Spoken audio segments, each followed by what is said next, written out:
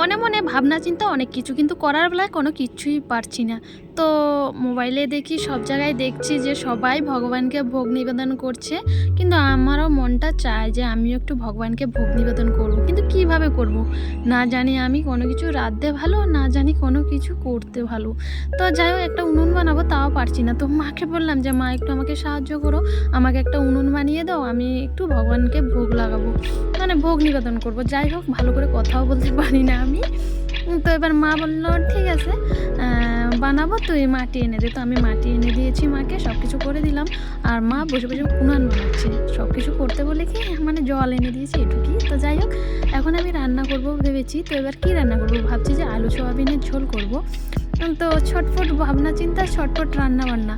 তো আমি আলু সোয়াবিন করছিলাম আর এদিকে হয়েছে কোয়াশ ভাজা করছিলাম। তো আমি কোয়াশটা আগে ভাজা করে নিচ্ছি। তো জানি না তোমরা কোয়াশ চেনো কি না? আমরা চিনি, তাই নামটা বললাম। তো এদিকে বলছিলাম যে লুচিও করব। মাকে বললাম যে, "মা, তুমি কয়েকটা লুচি বানিয়ে দাও।"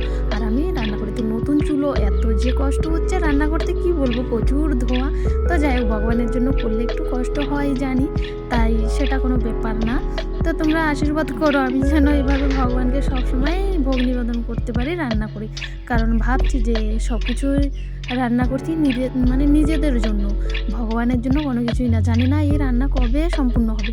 তো এখন রান্না করে দিচ্ছি ঠিকই, জানি না তাও ভগবান আমার হাতের এই রান্না গ্রহণ করবে কি না। তো এভাবে আমি রান্না করে দিচ্ছি, এটা ঠিক কি না ভুল আমি জানি না। তো মন চেয়েছে তাই করেছি।